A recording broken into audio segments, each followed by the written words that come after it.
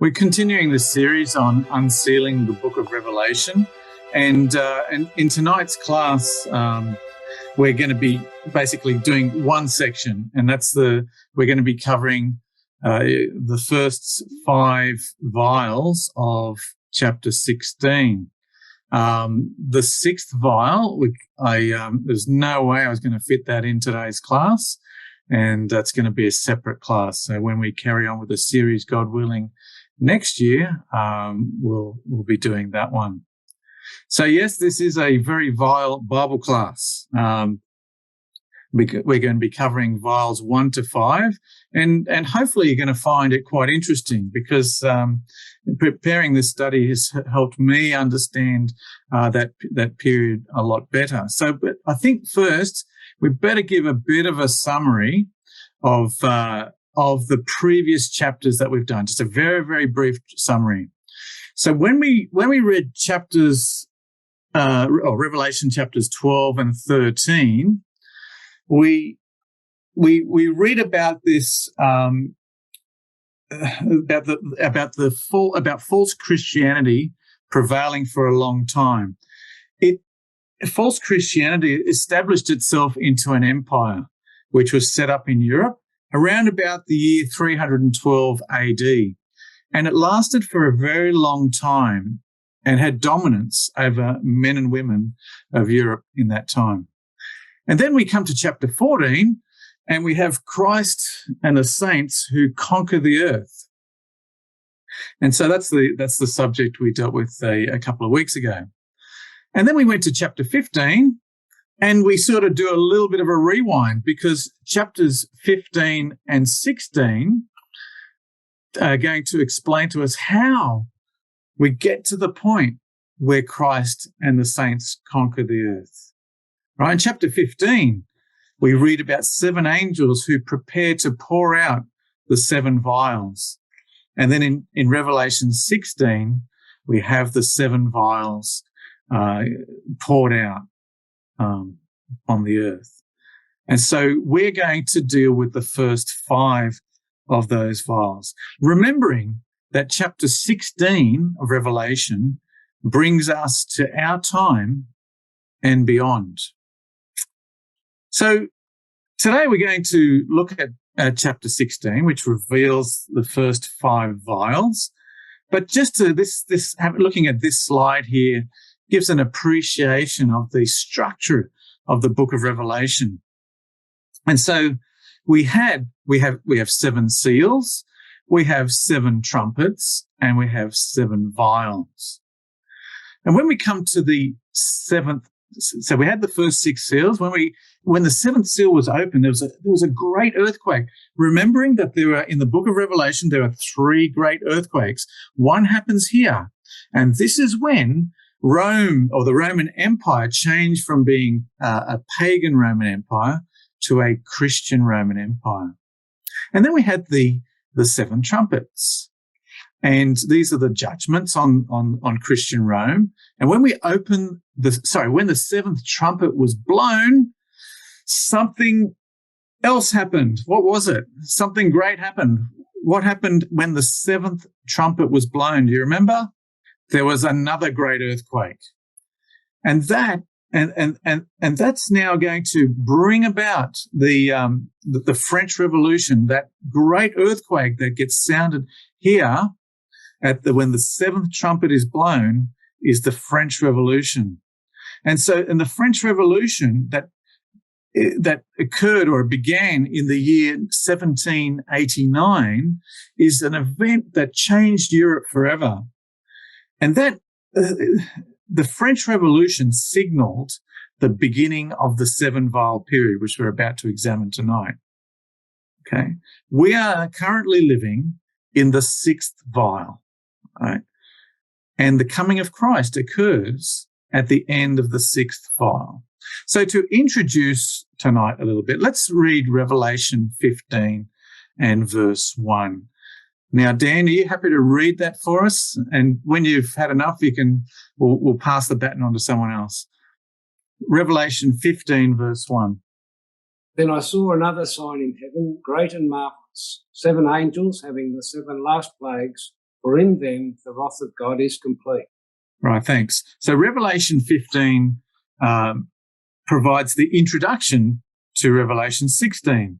And it tells us that there are 7 vials or 7 bowls that pour out the last 7 plagues that God's going to pour out to prepare for the coming of the kingdom of God. And, you know, the 7 vials is, I guess, along with the rest of the book of Revelation, is something that's totally misunderstood by Christianity. You know, if you try and Google this subject, you're going to see a whole range of incorrect, fanciful interpretations. And I think it's because they miss the key of what the vials are about. The key to understanding this section on the vials is to understand the purpose of the vials. Why did God bring in these vials? And I think we're given the answer in verse 2, chapter 15, verse 2. So, Dan, do you mind reading that, please? And I saw, as it were, a sea of glass mingled with fire, and them that had gotten the victory over the beast, and over his image, and over his mark, and over the number of his name, stand on the sea of glass, having the harps of God. Thanks, Dan. And so you may remember, I think it was from last week's class, Brother Max talked about the sea of glass. And that's a picture of the kingdom, the world at peace. But we've got to get to that point. And to get to that point, we've got to go through the 7 vials. But you notice verse 2, it gives the purpose of the vials there. It says it's so that they could have the victory over the beast and over his image. You notice that? Okay, so the purpose of the vials is so we can have victory over the beast and its image. And so both are conquered. All right, Christ and the saints will have the ultimate victory and the kingdoms of men will be destroyed. So I'm going to ask you a question. I'll ask you 2 questions, and I'm really hoping you can answer this one. What is the beast? When the book of Revelation talks about the beast, what is it talking about? Wouldn't it be the Roman Empire? Yes, that's exactly right. Thanks, Sister Roz. It's exactly right. So the beast we're talking about the 4th beast of Daniel chapter 7. All right, or in Daniel chapter 2, it's the 4th empire, the Iron Empire of Daniel 2. The beast is the Roman Empire, and in this particular context, we're talking about the beast of the earth. Right, so the beast of the earth was the 1,000-year existence of the Holy Roman Empire, where the church and state were together in this imperial rulership over an empire in Europe. And you may remember it began in the year 800 AD with a Frenchman. All right, it was the French king Charlemagne. And as we're going to see tonight, and it's really ironic because the Holy Roman Empire whilst it started with a French king, it's going to also end 1,000 years later with another French ruler or a French emperor, Napoleon. And in that 1,000 years where the Holy Roman Empire existed, or the beast of the earth existed, Bible students, we would call this the false or the counterfeit millennium. It's the false kingdom of God, because the church saw itself as this kingdom where it had rulership over an empire. But that was the false kingdom of God. It's a counterfeit kingdom.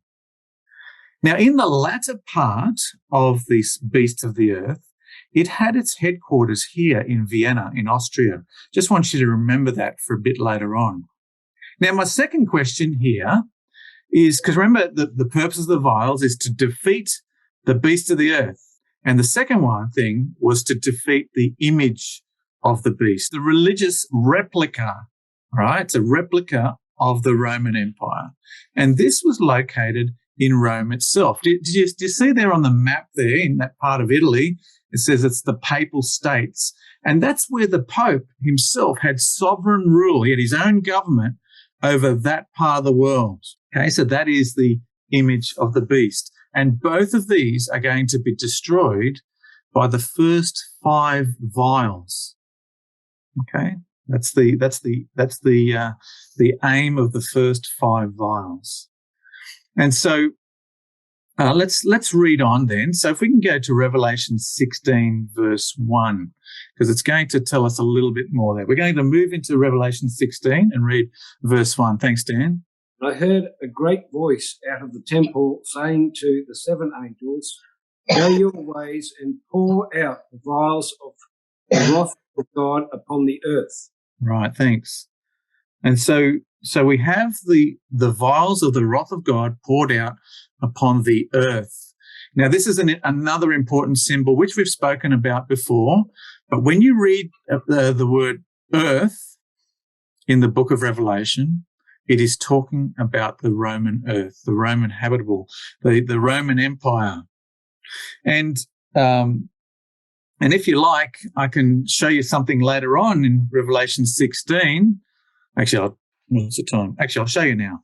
In Revelation 16, it actually makes a distinction. So when you see the word earth, it's talking about the Roman Empire. And it makes a distinction between the earth and the rest of the world in chapter 16, because when you look at Revelation 16, verse 14, talking about the spirits of demons, it says, "They are the spirits of demons performing signs which go out to the kings of the earth." There we go. That's the kings of the rulers of Europe and of the whole world, to gather them to the battle of that great day of God Almighty. You see, there's a distinction made there. All right, the earth is used for the old Roman Empire, and the rest of the world is involved because it actually tells us that. Just makes that little distinction. It's worth noting that.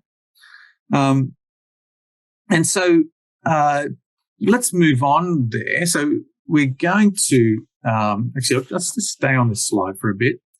I just wanted to help us understand the background to Revelation 16 and the vials. And to do that, it is actually helpful to look at the political conditions in France in the year 1789. Okay, we're going to look at what the conditions were like in France at that time. Now, why France, you might ask? Well, that's because the people of France were going to dramatically change the system of things in Europe. The people of France were going to change the system of things in the whole Roman Empire.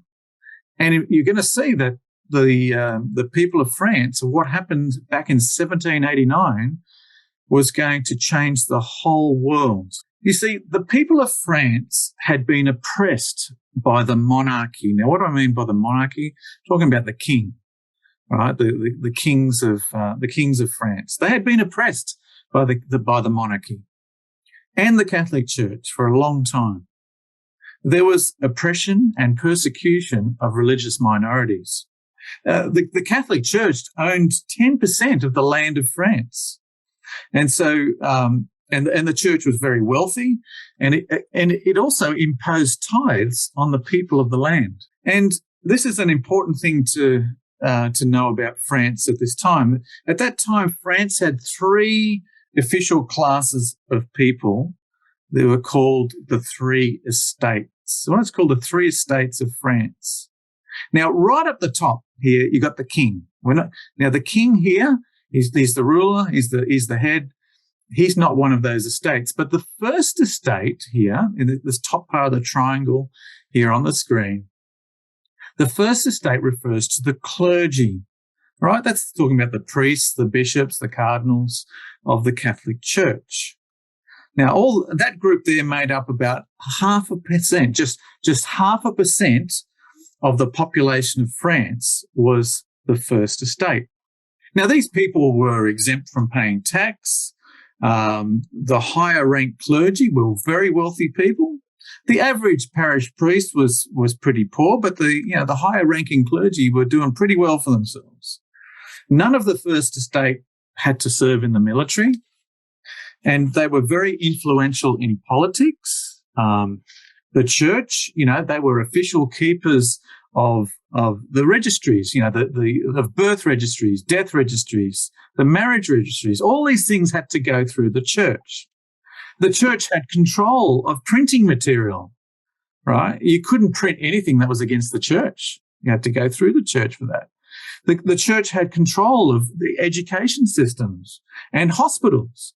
Imagine breaking a leg and you were excommunicated from the church and you went to the hospital and they turned you away. You caught the ambulance to the hospital and they said, no, sorry, you can't be here. Off you go. And, you're left there with a broken leg because the church had control over all these things. The higher clergy even had, they were rulers over villages and parishes. And so that's the first 0.5%. That's the first estate, right? First estate is the clergy, to do with the church. The second estate, which is this blue bit here, these were the nobles in society. Usually we're talking about the members, the members of the royal family, or included the royal members of the royal family. And they made up about 1% of the population of France. And these were the ruling class of people in France. They had special privileges. They were very wealthy. And guess what? These guys collected taxes from the third estate. Now, who was the third estate? Well, that was everyone else. The third estate represented 98% of the population of France. Now, the third estate was, in the third estate, there were also wealthy and middle-class people, people like merchants and lawyers. They were in the third estate as well. But most of the third estate were very poor. In fact, peasants made up 80% of the French population. Now, all these people in the third estate had no rights, no privileges, nothing. All right. Remember that third estate. Remember this. The third estate made up 98% of the population. Now, that was a system in France just before the French Revolution. Now, about 13 years before the French Revolution, in 1776, there was the American Revolution. And the French supported the American Revolution. They supported it financially. And because of the American Revolution, France was in huge financial debt. And in France, on top of this debt, there was terrible famine due to a severe winter. There was a bad hailstorm, and there was diseased livestock. Food was becoming scarce and food prices were skyrocketing. We think things are bad now. Things were very bad back then. The common people were being taxed more and more, whilst the nobles and the church paid no taxes at all. And this was causing a lot of social unrest in France. And so the King of France, this guy right here at the top here, the King of France at the time was King Louis XVI. And what he did was to try and get out of this financial crisis. He tried to negotiate tax reforms with the nobles here, but they weren't able to achieve an agreement. And so in a desperate bid to come up with a resolution, King Louis decided to hold a meeting of the Estates General in May 1789. Now, this meeting of the Estates General was a meeting of the representatives of all three estates. Remember, the clergy, the nobles, and the rest of the population, the third estate. And so he held this meeting in the town of Versailles, which is near the royal palace. Now, such a meeting like this hadn't been held for 175 years to that point. And this meeting was to provide a voice for the third estate, who could supposedly advise the king on how to do this tax reform. Now, with that background in mind, it would be helpful to revise a few verses from Revelation 11 that introduce the seventh trumpet, which contain the seven vials. So I'm just going to ask, we just turn back a few chapters to Revelation 11, and I'm going to ask Dan if you could please read verses 11 to 14. Revelation 11, verses 11 to 14. And after 3 days and a half, the Spirit of life from God entered into them, and they stood upon their feet, and great fear fell upon them which saw them. And they heard a great voice from heaven saying unto them, Come up hither. And they ascended up to the heaven in a cloud, and their enemies beheld them. And the same hour was there a great earthquake, and the 10th part of the city fell, and in the earthquake was slain of men 7,000, and the remnant were affrighted and gave glory to the God of heaven. The second woe is past, and behold, the third woe cometh quickly. Yeah, thanks, Dan. So in these verses that we just read there, we read about this oppressed class of people who are suddenly called to come up into the heavens. Now, this is not talking literally here. It's not talking about the place where God dwells, but it's talking about an invitation for these common people to come into the political heavens. And this meeting of the Estates General, this was it. This was the call to come up into Parliament, so to speak. Come up and, we can discuss these things. However, this meeting of the Estates General proved to be an absolute disaster for King Louis XVI and for France. You see, at this meeting, there were 300 representatives of the First Estate, of the clergy. There were 300 nobles, which are the Second Estate, and there were 648 representatives of the Third Estate.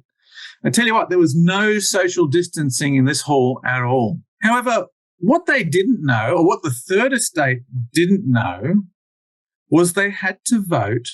They only had one vote per group. So if I just go back to that triangle here, see there were 3 estates. The First Estate, the clergy, were going to be given one vote.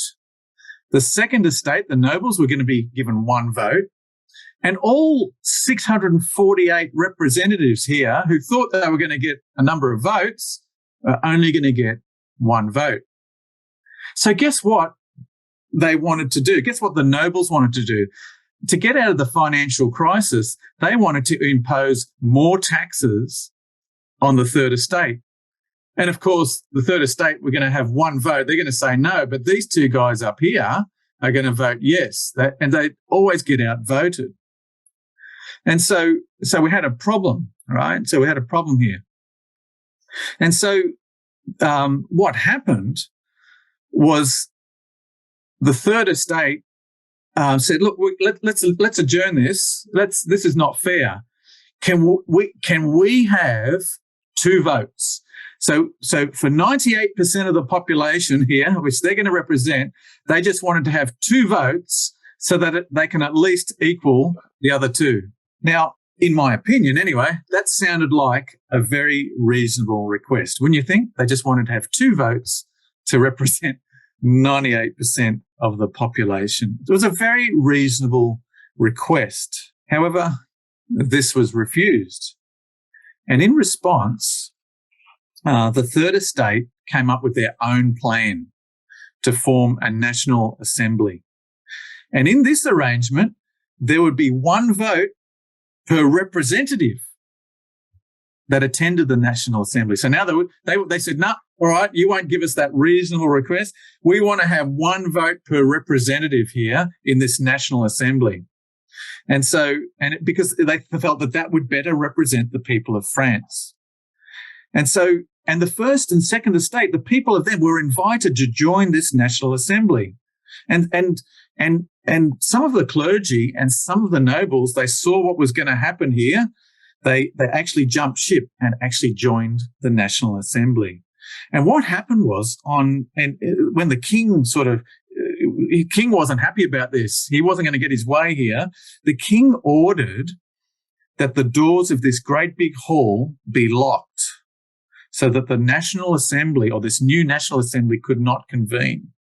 And instead, they went to this indoor tennis court and made what was famously called the tennis court oath. So they, if you like, they rebelled. They said, all right, where are we going to meet? We have to meet indoors somewhere. They found this indoor tennis court, and the Third Estate, along with some of the First and Second Estate, met there to form the First National Assembly. And in this tennis court oath, they vowed to develop a constitution for France. And just in a moment of time, the king's power diminished, and the people had a voice, and they had a leg to stand on. And these verses here, where they're invited to the heavens and they stood on their feet. You can start to see the symbology of Revelation 11 come true. They went up into the political heavens and they stood on the feet. This is the beginning of the French Revolution. Is this all making sense? Happy with this so far? All right. So then what happened is the spirit of revolution spread across the country. And on the 14th of July, all right, about a month later, when rumours were that the king was going to send armies against the city of Paris, the people of Paris stormed the Bastille, the Bastille was a large prison. And here they obtained weapons and ammunition for their hostilities. They took control of the Bastille and made it into a fortress. And you've probably heard the French celebrate Bastille Day in commemoration of this. Now, this was the beginning of the end for the King of France. It was going to lead to an upheaval of the monarchy, the country's laws, and the way people lived. This is the great political earthquake that had now begun, and as a result, a 10th part of the Roman Empire fell. All right, see, it says there, a 10th part of the city fell, it says in Revelation 11, verse 13. That being France, being one of the 10 horns of the beast.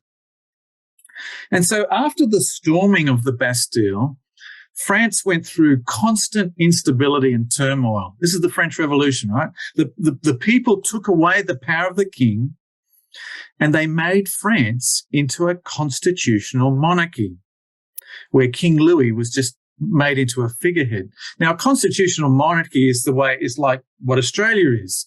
Like Australia has their own government, okay, but they have the Queen of England is sort of like a symbolic leader of the country, right? The Queen of England doesn't tell Australia what to do, but they respect her as the Queen. All right. Does that make sense? Same in England. In England, they've got their own government, their own parliament, and so forth. The Queen, perhaps the most the Queen would do is, go to sort of charity balls and things like that, and give a Christmas message or something like that. But she's not the ruler of Britain. The parliament is, but she's a figurehead ruler. That's a constitutional monarchy, and that's what happened to France. The king who had supreme rule suddenly lost his rule, but he still had the figurehead of being the ruler. However, there was one day when he, like King Louis XVI, was under suspicion for treason.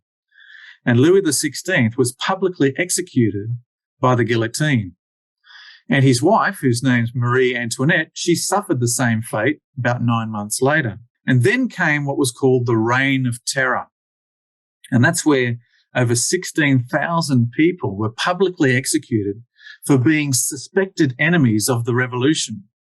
And great fear fell upon the nation as many were innocently slaughtered. And that's where it says, that verse there, great fear fell on those who saw them. And during the revolution, France changed from a monarchy to a constitutional monarchy. And then when they executed Louis XVI, it became a republic, right, where there was no king. And even the republic had many forms, and the government changed hands so many times until the appearance of one man. And that one man is this man here, Napoleon Bonaparte. This man rose to power to become the Emperor of France. He not only became an emperor, but he actually became Europe's greatest conqueror. Now, why is this man, Napoleon, so interesting to Bible students? Why are we talking about Napoleon at all in the context of the 7 vials? And that's because God is going to use this man to bring about the end of the Holy Roman Empire and its image, the beast and its image. Remember that Holy Roman Empire, which had been in existence for 1,000 years. So let's now examine in the rest of the class how this actually happened. Now, a little bit about Napoleon. He was born in 1769. Right, just note the year, 1769. The French Revolution started in 1789, right? So 20 years before the Revolution.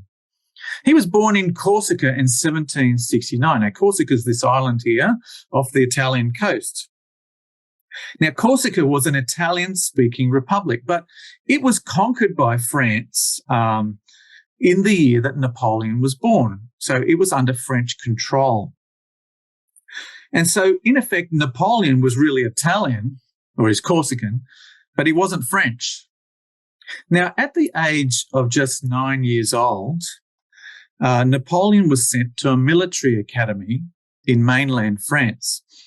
He learned how to speak French, but he always had this thick Corsican accent, and he could never spell French words correctly.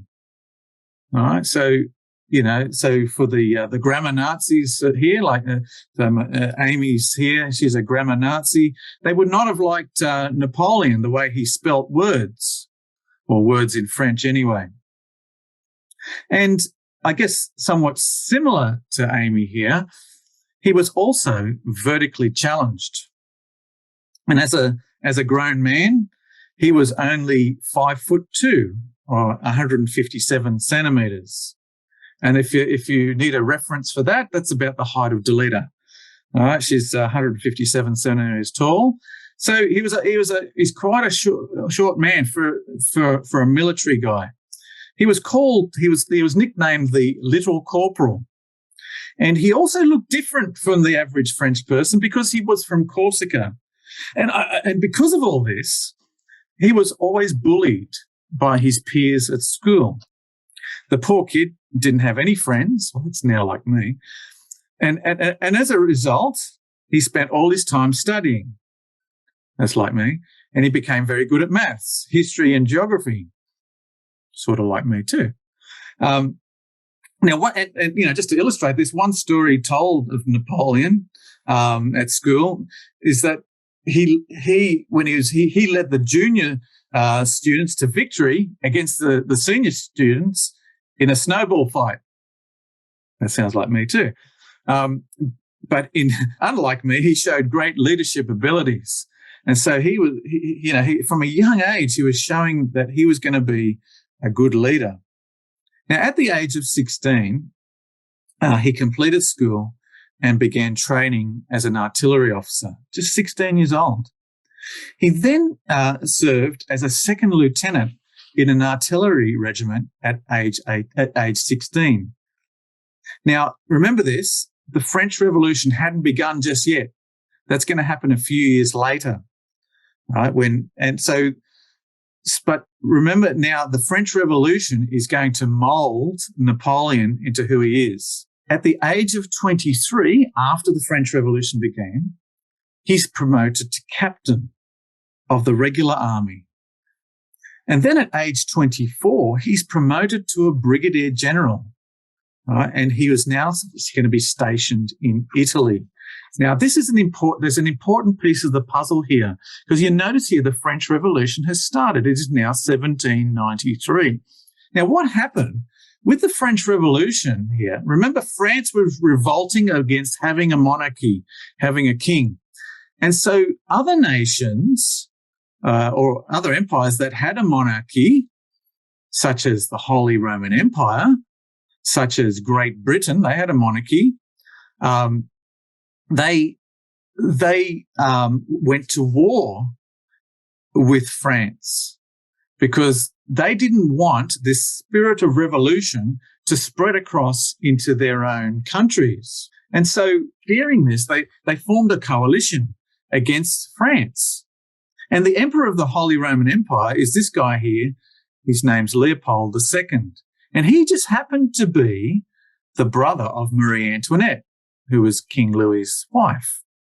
And along with the King of Prussia, which is Germany, they warned France, hey, listen, don't you dare touch the King of France or his family. Now, the French took this as a threat, and they declared war on, and so France declared war on Austria and Prussia. And later on, Spain and Portugal joined in in wars against France. And after Louis was expelled after the execution of Louis, Britain expelled the French ambassador, and they declared war also on France. So you had all these nations fighting against France. And this is where Napoleon got a name for himself, because he orchestrated some great victories in these wars. So going on his timeline here, when Napoleon was 26 years old, only 26, he became a major general of the French army. So impressive was this man. In 1796, he marries Josephine. That's not my mother. It's a different Josephine. All right. This was Josephine's second marriage. Her first husband had his head guillotined in the Revolution, and she became a widow, had 2 children. She was actually Napoleon's mistress for a while, and then he married her. And 2 days after the wedding day, he was off to war, as you do. And so in 1799, Napoleon is made a consul of France after orchestrating a coup. And whilst France was officially a republic at the time, the laws of France effectively made Napoleon a dictator of France. And Napoleon rose to great power. And the French Revolution brought about the right conditions for a man like Napoleon to arise. He went on to conquer Europe and to end the Holy Roman Empire. Now, during his time as consul, there were several failed assassination plots against Napoleon. But Napoleon, what he did was he used these assassination plots as an opportunity to justify the creation of an imperial system similar to the Roman model. He wanted to form the Empire of France. And in the year 1804, they held a national referendum in France, and they voted almost unanimously, 99% voted to create the Empire of France with Napoleon as the emperor. And so he's crowned as emperor on the 4th of December, 1804. And Napoleon saw himself as the new Charlemagne, a Frenchman who became an emperor 1,000 years earlier. But Napoleon did something that was very different to Charlemagne. You may remember that Charlemagne was crowned emperor in Rome by the Pope himself. All right, the Pope got this crown and surprisingly crowned Charlemagne. Well, Napoleon wanted to do things differently. What he did, instead of going down to Rome, he told the Pope, hey, listen, I want you to come to Paris, to the Cathedral of Notre Dame in Paris. I want you to travel all the way up here in winter, travel all the way up here, and so I can be crowned. And what he did, instead of allowing the Pope to crown Napoleon took the crown himself and he put it on his own head. And then he took the crown off and he put it on the head of his wife, Josephine. And that was a real symbolic gesture to show who had the supreme authority. In other words, it wasn't the Pope. Napoleon was showing that he became emperor because of his own merits and the will of the people, and not because the Catholic Church chose him to be. This was a real symbolic blow to the power of the church. And Napoleon was emperor until the year 1814, so 10 years, when he was placed into exile on the island of Elba, which was just near the Italian coast. However, he managed to escape Elba. He took control of France again, but then was defeated by coalition forces at the Battle of Waterloo in Belgium. And then after that, they thought we better send him off to exile in somewhere where he can't escape. And they sent him to the island of St. Helena, which is in the middle of nowhere in the Atlantic Ocean, about 2,000 kilometres west of Africa. There's no way he was going to swim and escape there. So, and he died at the tender age of 52 on the island of St. Helena. And Napoleon was God's instrument of judgment on the Holy Roman Empire and the Catholic Church. His campaigns brought untold suffering to Italy, Austria, and Prussia, which was fitting vengeance for the blood of God's servants and the anti-papal witnesses who had been persecuted mercilessly in previous century. You know, Napoleon is quoted as saying the following. He said, "I am the instrument of providence. She will use me as long as I accomplish her designs. Then she will break me as a glass." And how true it was, those words. And this now brings us to the first 5 vials of Revelation 16. I know we've only got less than 15 minutes to go. But just to show you what happened with the vials, what the first 5 vials did, is this was a picture of Europe, or a map of Europe, just before the French Revolution. You'll see there's the Holy Roman Empire still exists, right? And in 20 years' time, it's going to be gone. It's going to be wiped off the map. The Papal States still exist. They're going to be gone, wiped off the map. And so this is what happened. And this is what happened later on. You can see there that Napoleon had conquered so much of France, and basically all these bits, the blue, the dark blue, the light blue, and the purple here is Europe under Napoleon's control. And either that was part of Napoleon's empire, or they were dependent on Napoleon, or they were allies of Napoleon. So all of Europe, except these bits in red, were under Napoleon's influence. Right? He was an amazing conqueror. But God had set boundaries for Napoleon. Napoleon was a genius, and he won so many great battles. But he also lost some significant ones as well, because God had set this geographical boundary for Napoleon to win his battles. Now, when Napoleon fought in areas that were controlled or influenced by the Catholic Church, he succeeded. However, when he stepped out of the arena of Europe, he met with defeat. For example, Napoleon tried to take Egypt. And when he tried to take Egypt, he lost nearly all of his navy by the hand of the British. The British Admiral Nelson at the Battle of the Nile. He loses a lot of his navy in this defeat, right? Because he'd stepped out of that arena. Another time, Napoleon sent 600,000 troops to conquer Russia. Think about it. That's 0.6 of a million troops to conquer Russia. But a severe winter killed nearly all his army. No, that's because God had other plans for the Middle East and for Russia. When Napoleon tried to conquer Great Britain, his naval fleet was destroyed at the Battle of Trafalgar. Because God's purpose with Napoleon was to punish the beast of the earth and Catholic Europe, which was the result of the first 5 vials. And so here is a list of the first 5 vials, going from the French Revolution to going through all these wars until a point where the papacy is repressed. And here's a bit of a timeline of about 30 years from 1789 to the year 1820. You can see Napoleon is well and truly involved here. And so we come to the first vial. We're just going to go through these in the next 10 minutes, and that's it. All right, so in Revelation 16, maybe Dan, could you read verse 2, please? This verse 2 is going to describe the first vial. Revelation 16, verse 2.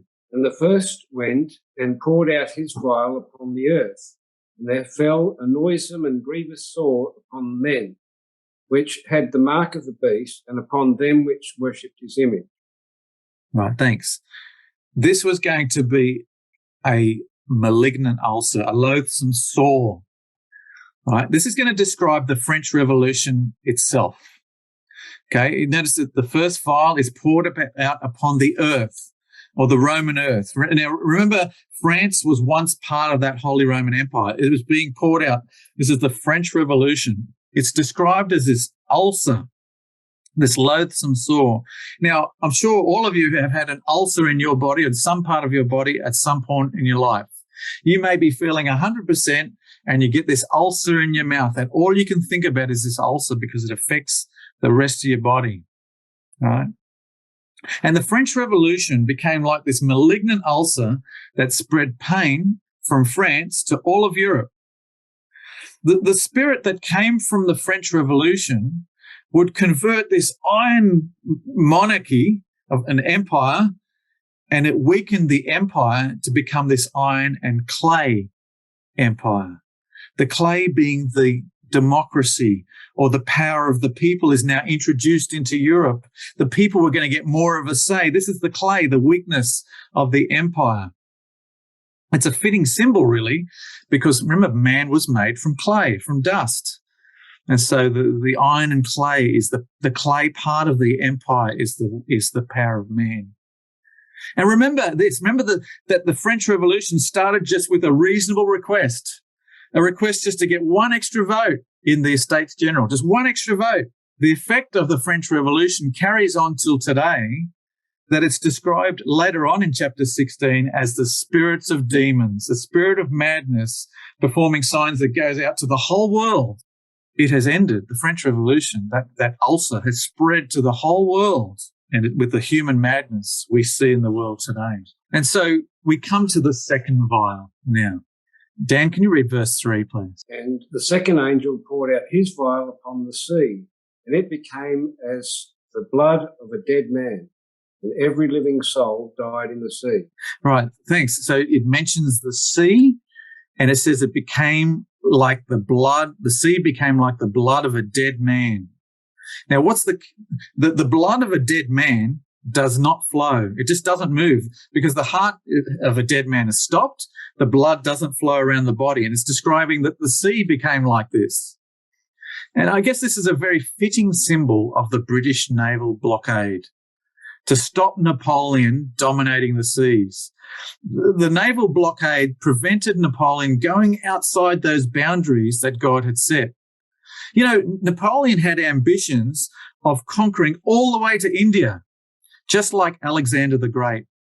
But this did not happen because that wasn't part of God's plan and purpose, because God had other plans for India. See, Napoleon was hell-bent on conquering Great Britain. He said, we must put all our strength upon the sea. We must destroy England, and the continent is at our feet. If he thought, if he can get rid of England, well, he's got the rest of the continent to himself. But God used the tactical genius of a man named Admiral Horatio Nelson, who defeated numerically superior forces of Napoleon. By 1805, Britain completely dominated the seas and did so until World War II. It stopped the flow of Napoleon going anywhere along the seas. The sea became like the blood of the dead man. And this is a painting of the Battle of the Nile, which was off the coast of Egypt. And it's one example where the British absolutely annihilated the French in the seas. In 1798, this large French fleet was destroyed by a smaller British fleet, which was commanded by Admiral Nelson. And that British Navy prevented Napoleon from controlling the Mediterranean. It stopped him from conquering Egypt, stopped him from conquering the Middle East, and conquering Britain itself. That's because God had other plans for Egypt, the Middle East, and Britain. And another defeat, massive defeat this was the Battle of Trafalgar. Because in 1805, the French and the Spanish were preparing to take control of the English Channel, which is here. They wanted to take control of the Channel, and then they would then invade Great Britain across the Channel. However, Britain, sort of knowing this, they brought their fleet of 27 ships and they fought at this Battle of Trafalgar off the coast of Spain here, off Gibraltar. With their smaller fleet, they destroyed 22 French and Spanish ships, wiped them out. 22 of Napoleon's ships were gone. The British lost none. It was absolute defeat by Britain over the French and the Spanish. It was as if Napoleon was getting tapped on the shoulder and say, hey, mate, the angel was tapping him on the shoulder saying, hey, mate, you're going the wrong way, buddy. I want you here. I want you to stay in the area of the beast of the earth. And so the blood, the sea would have been filled with the blood of dead men that day. You know, the British lost 450 men, but the Allies, which is, you know, the French and the Spanish, had far more casualties, 4,400 dead, 3,300 wounded. And that Battle of Trafalgar made Napoleon forget about invading Britain, and he concentrated on invading continental Europe, where God wanted him to be. And then we have the third vial, please, Dan. Revelation 16, verses 4 to 7. And the third angel poured out his vial upon the rivers and fountains of waters, and they became as blood. Then I heard the angel of the waters say, Thou art righteous, O Lord, which art and wast and shalt be, because thou hast judged thus. For they have shed the blood of saints and prophets, and thou hast given them blood to drink, for they are worthy. And I heard another out of the altar say, Even so, Lord, God Almighty, true and righteous are thy judgments. Thanks, Dan.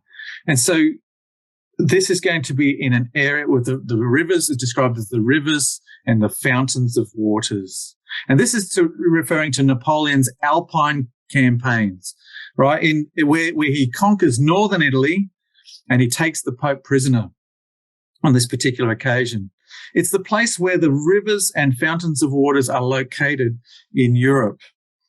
And here are some of the flashpoints of these battles that Napoleon had these great victories where you see these little stars here. And these victories made Napoleon very famous. Now, did you notice the words of the angel of the waters, the angel that sort of presides over this area? He's praising God for finally taking vengeance on the system that had shed the blood of the saints.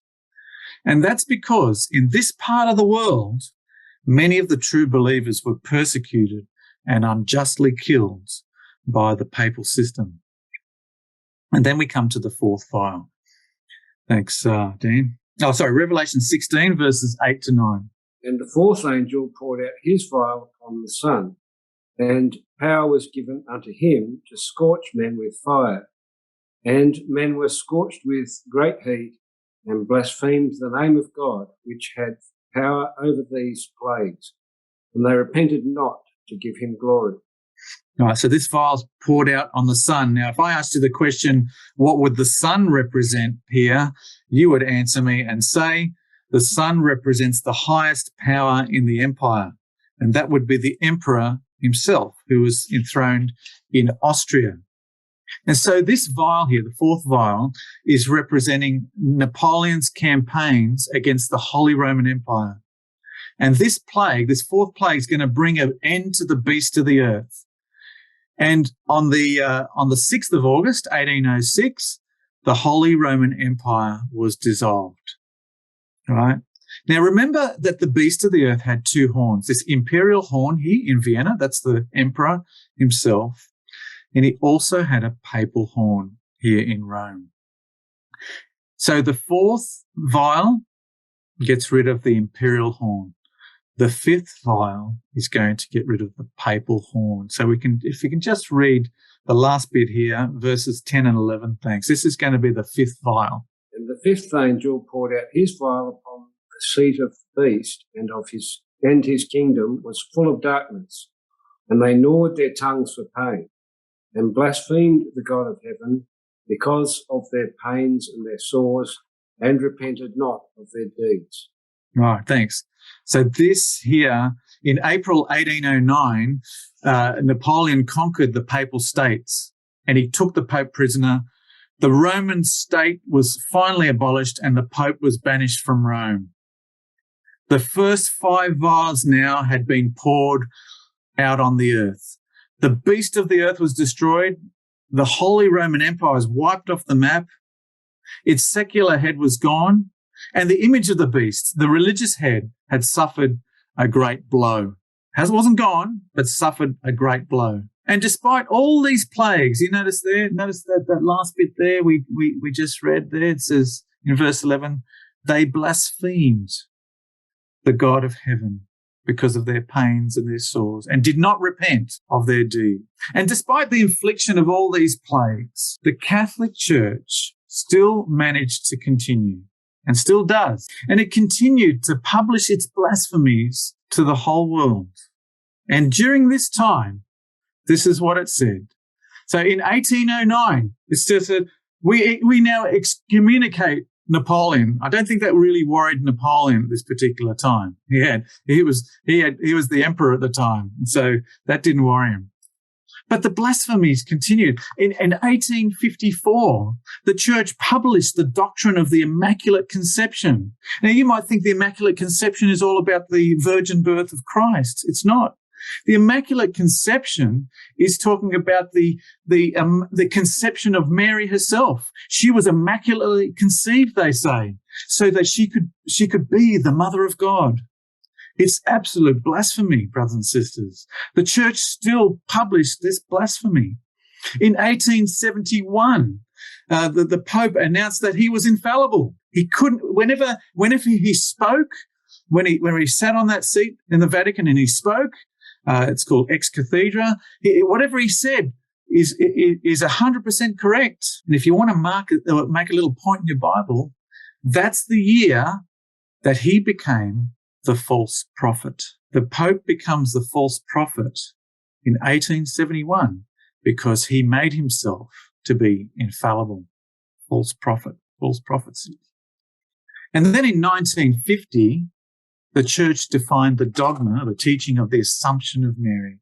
This is where they believe that Mary it wasn't that they assumed that she went up to heaven. They say that she was assumed into heaven. In other words, she was lifted up, and after her death, she was carried into heaven, where she sits now, and who we can pray to, because Jesus is a really hard man, and so we pray to Mary because she's got a soft heart. And she nursed Jesus as a child. What blasphemy, brothers and sisters. Blasphemy that the church continues to preach and will continue until the day that the 7th vial is poured out on her and she is finally destroyed. Brothers and sisters, that's the end of my class. In the next class, God willing, we will talk about the 6th vial and bring us to the period in which we live. Thank you very much.